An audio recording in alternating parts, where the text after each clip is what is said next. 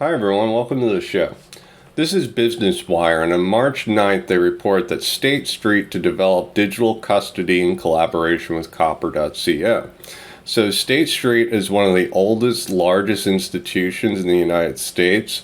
So that's a huge vote of confidence that State Street is getting involved with digital assets. Now they chose Copper as institutional grade custody and infrastructure. So the Copper platform allows you to have the infrastructure for trading as well as custodianship of digital assets for institutional clients. Now, it looks like Copper was appointed as official custodianship for the Flare networks and the Spark distribution. Now, it says that as a custodian, Copper will be responsible for securely holding Spark tokens on behalf of the Flare networks and Flare Foundation. So Flare is also using Copper for institutional custodianship. And I dug through the Copper APIs, and it looks like XRP is supported. So these are withdrawal requests, and it says base currency XRP. So their infrastructure supports XRP. So if they have a large amount of institutional clients and there's demand for XRP, they can absolutely support it. It's right here in the code. Now, what Copper is doing is they have all these different funds and trading firms. They have the infrastructure, they have the custodianship, and it also looks like you're able to actually use the DeFi application. So you're able to trade, you're able to stake while they're still custodying the crypto. So that's important because institutional clients that invest heavily in DeFi, they want to be able to use it, and most of these institutional custodianships might not allow that, while Copper allows that. So I found that pretty interesting. This is Kevin O'Leary. Listen to what he has to say. Software. Ethereum is software. If you own, hbar software, if you own Microsoft, if you own Google, why don't you own Bitcoin? It's all software. It's productivity software. You own one Bitcoin? Do you have a real position in it? Because you're a wealthy guy. I have millions of dollars. 20% of my portfolio is now in cryptocurrencies and blockchain. Hey, Kevin. So I was on the phone yesterday with a sort of a big-time crypto guy, and he was talking about how crypto was like the multiple operating systems for mobile telephones years ago. But it made me think maybe that means we're in the beginning of something which is fabulous, but it also makes me think of Palm. Does everyone remember Palm? Or RIM, which is BlackBerry? You could go down the list. iOS and Android didn't show up to the scene until a decade or two after the fact. And I only raise it because I wonder sort of where you think we are in all of this and whether it means that the Bitcoins and some of the coins that we're looking at now and talking about will be around or will be obsolete in a decade from now.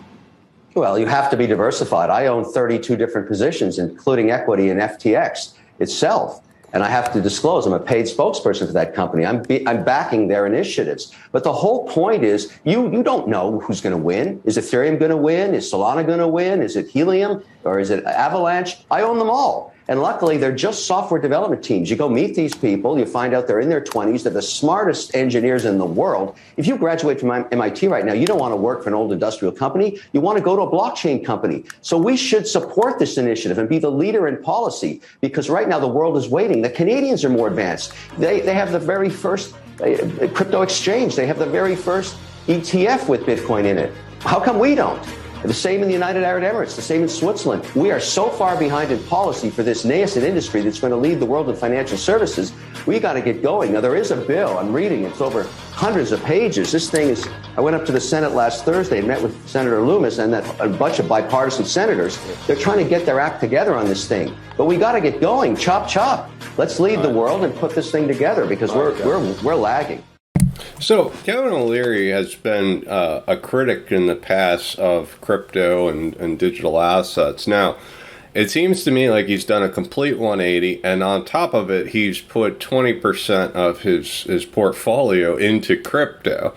And what I'm thinking is, institutional investors are risk averse, so him putting that large amount of allocation into crypto is very telling, as well as he's talking to senators trying to hurry all this up. And it's, we're seeing the big guys, push regulators in the direction that they want to go. Now, State Street gearing up. I saw an article with BlackRock is also setting up for institutional crypto trading.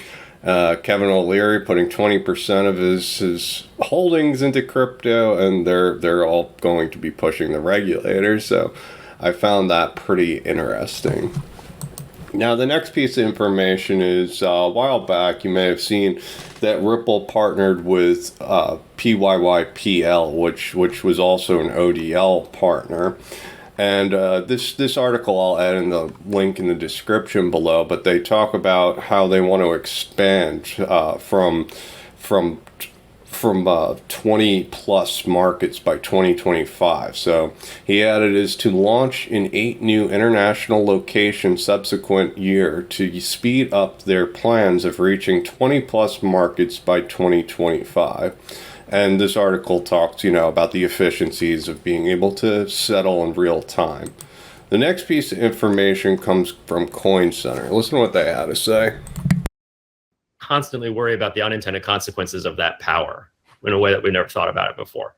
Because as Niraj was pointing out, and this is the one thing we didn't maybe discuss as much as I'd wanted to in the first topic, was the calls to just systematically unbank every person who's Russian, maybe even a Russian immigrant in this country, so that they can't use their credit cards in Brighton Beach anymore, is part of that unintended consequences of whipping up a mob, right? And I don't think we stop and think enough. There's silly examples like symphony orchestras canceling Tchaikovsky performances, right? But it's also pretty insidious, and it's just a frightening aspect of being in the world right now. And it's the exact same story with the executive order. Everybody wanted this to be this culminating sort of focal point moment for a huge conversation we'll all have about this thing. And sometimes these things aren't that. Sometimes they're just important things that don't need to be turned into huge sweeping narratives, right? I don't know. Yeah, I think what you're describing is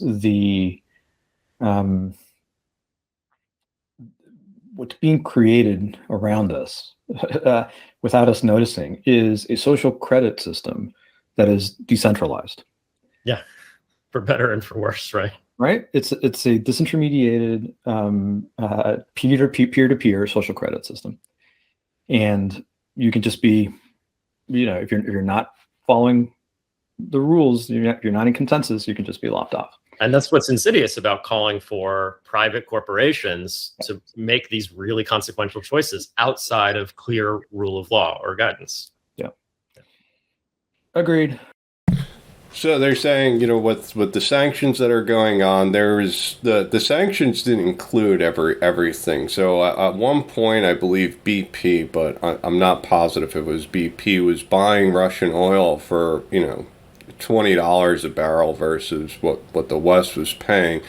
But the amount of flack and everything that they've got from that these companies are sanctioning themselves from actually doing business, just from the political pressure and just the consensus in general. So we are moving into this world of with the ESG mandates and everything. There's certain things that are unacceptable, and that's taking away the freedom of money. So I found that pretty interesting.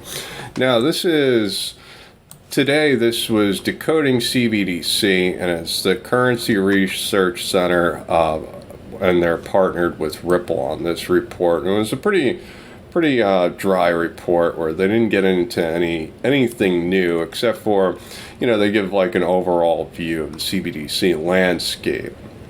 Now, what I found interesting was this future proofing through modular architecture. So modular architecture means that there's a library of scripts that you could plug and play. So if you're a developer, you don't have to write out the whole thing. You can just take a module and plug it into that. And that's a lot of what I'm seeing with any of the partnerships.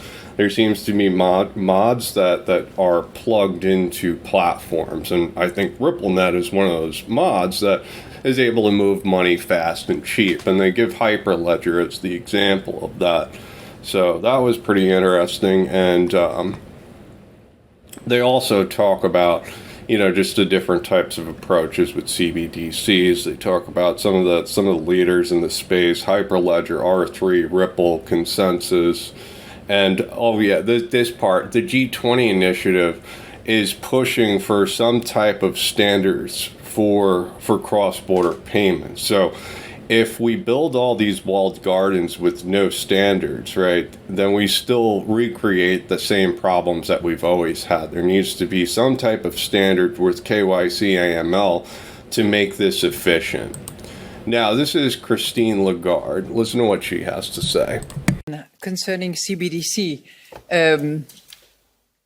you know my views on CBDCs, and you know that I have pushed that project. Fabio Panetta is working hard on that together with members in the entire Eurosystem, with a high-level task force that is working really hard on moving forward. But in a way, I'm really pleased that attention is now focused on the role that cryptos can play and the role that central bank digital currency can have when they are implemented. We have a schedule, as you know. The Governing Council decided back in October 21 to launch a 2-year investigation phase. And it is at the end of that investigation phase that the decision will definitely be made to launch the CBDC and to make it a reality. We can't go wrong with that project. I'm confident that we will move ahead, but that's going to be a decision of the Governing Council. I think it's an imperative to respond to what the Europeans expect, and I think we have to be a little bit ahead of the curve if we can on that front. So if we can accelerate the work, I hope we can accelerate the work. I will certainly support that. And I was delighted to see that in the United States, there was an executive order by President Biden to actually expect similar effort and focus and progress on CBDCs, cryptos. And I think that it will take all the goodwill of those who want to support sovereignty, who want to make sure that monetary policy can be transmitted properly using our currency will endeavor.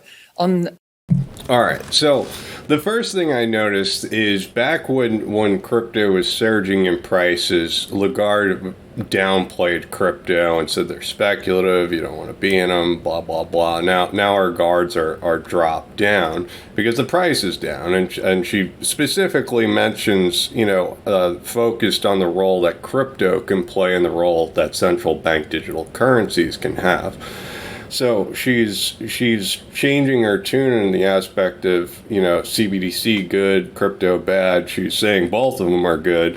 They're both pushing to be implemented, and she has a vote on the Governing Council, and she's definitely going to vote yes on cryptos and CBDCs, and she's delighted to see the President of the United States is pushing also with his executive order. And yeah, also, she's close ties with Janet Yellen, and Janet Yellen also seems to have changed her tune in some ways. She used to be extremely harsh on crypto, and now I'm starting to see a little bit of differences. Yellen recently spoke about, sanctions and crypto providers, and she went out of her way to say some of them absolutely are following it. So, responsible innovation. Now, this is crypto as a weapon in the fight for Ukraine. This came out today. With China, does this accelerate China's efforts in ECNY? Well, they've been prioritizing their digital yuan efforts for a while, and they've been out in front on this issue. The Olympics was one inflection point for them. I'm not sure that all the data is successful for China that came out of the Olympics, but certainly it was an important laboratory for them to study how the rest of the world would either use digital yuan or not. I think that what we're going to see is a complete weaponization of central banks and central bank digital currencies utilized by China, Russia, Iran.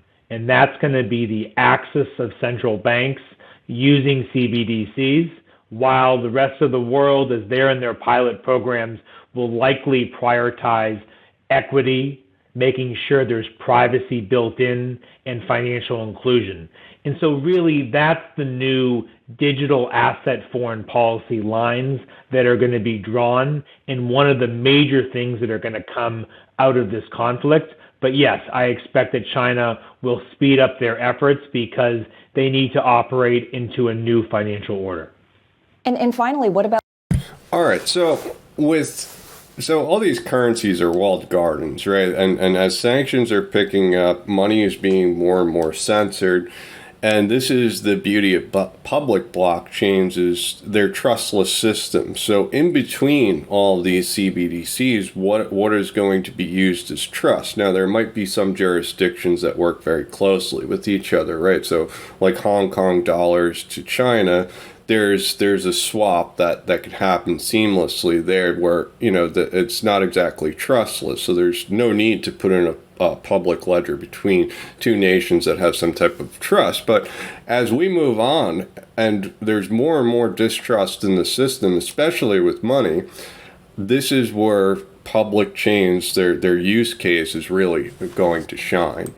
Now, this is Gibson Dunn. They're a large law firm, and they have over 1,500 lawyers in 20 offices worldwide. So, in our view, there are three principal takeaways from the executive order. First, it acknowledges the exponential growth and opportunity that digital asset ecosystems present, and outlines a policy interest in responsible financial innovation, and the need for evolution and coordination to ensure that the U.S. continues to be a leader in this space.